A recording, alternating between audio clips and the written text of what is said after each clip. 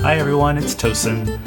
I just thought I would take a few minutes to share an interesting story with you about one of my misadventures that took place in Southeast Asia, in Kuala Lumpur in Malaysia, the capital of Malaysia.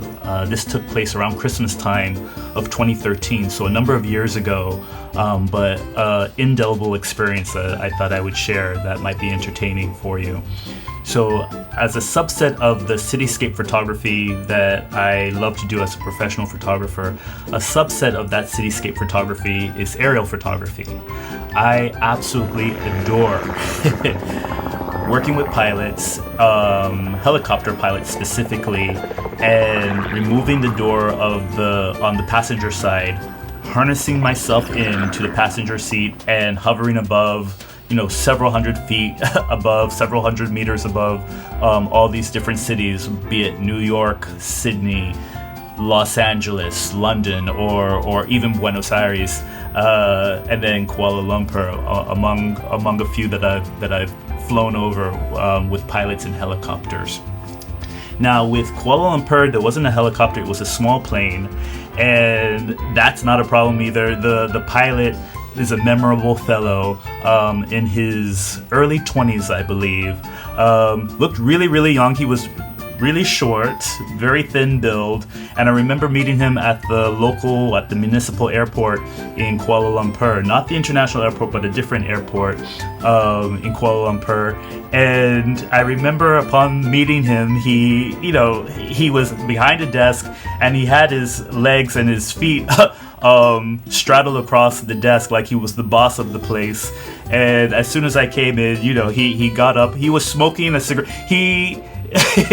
He was young, but his whole presentation made him look a little bit older, especially with the smoking. But he extinguished his cigarette, and we got to business. So he asked me a few questions about what I was trying to achieve, and he was getting very excited because he loves to fly. He'd been flying for about 3 years. He had his license for about 3 years. I'm going to call him Azmi.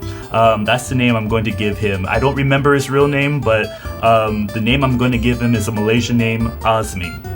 A-Z-M-I.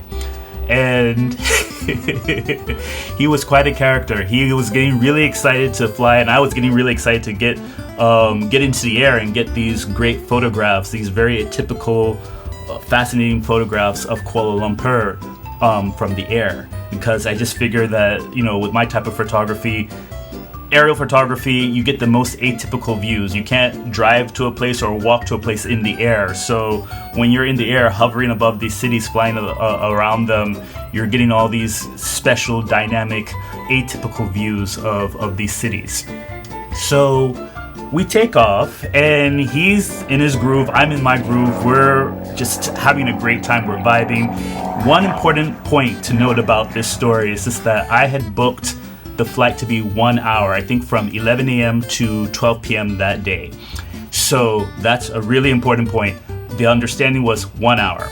So we're flying above the city, Petronas Towers, KL Tower, all these beautiful, magnificent architectural structures that make the metropolis of Kuala Lumpur what it is.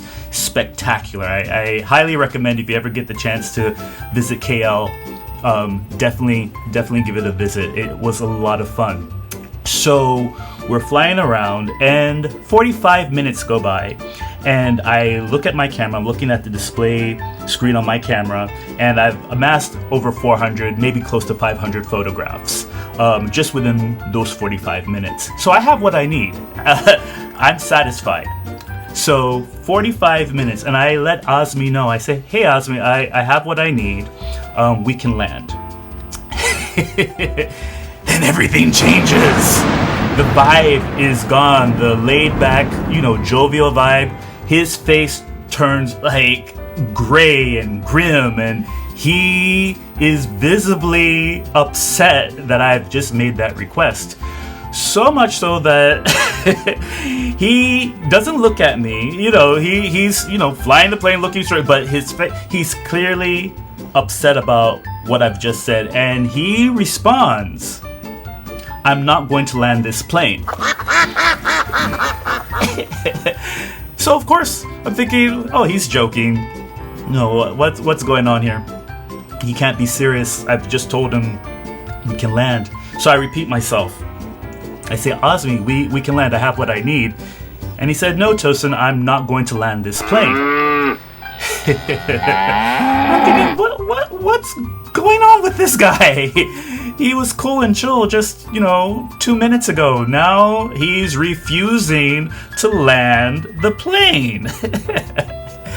So what had happened is this was a big cultural misunderstanding.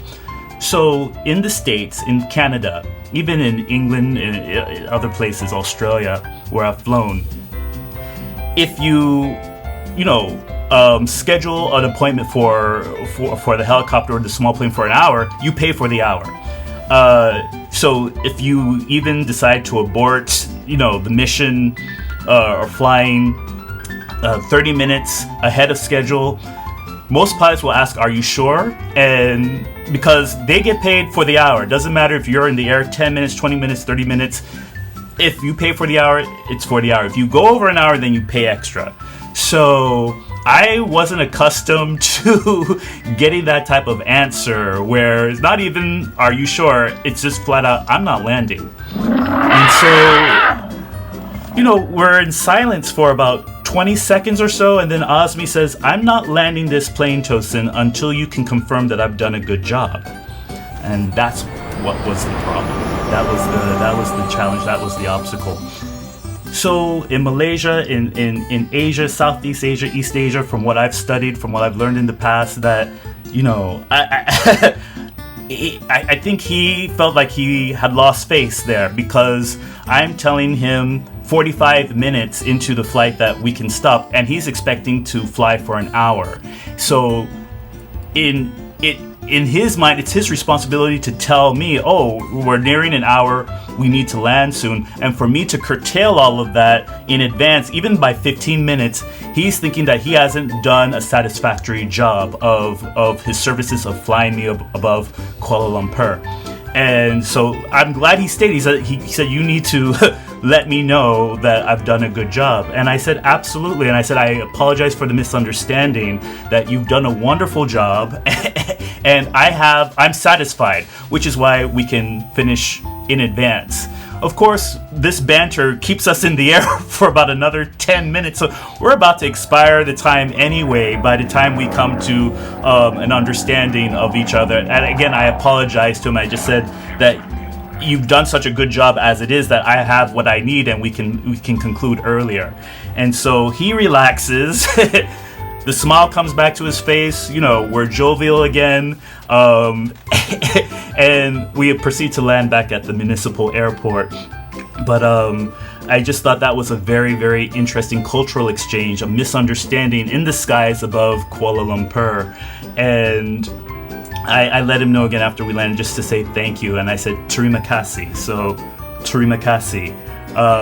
To let him know that I did deeply appreciate what he had done in his services, because in that part of the world, people take their services of what they do, their talents, what they provide for other people, other customers, friends, family. They take that very, very seriously and personally, that this is a service that they're offering. And to go against what was initially agreed upon doesn't fly as well over there as it would here, where it's like if you cut things off in advance, chances are you're not going to be questioned about it. But over there, it's a different story.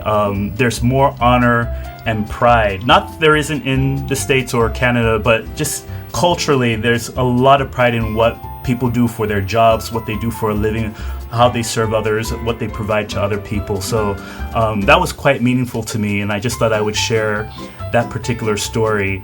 One out of several of flying in the air with pilots. I'm not in the drone business yet. Eventually, I'll probably have to get into the drone business, but all my aerial photography has been with pilots, mostly in helicopters, but in small planes. But this one over Kuala Lumpur was quite a memorable one, and I thought I would share it with you.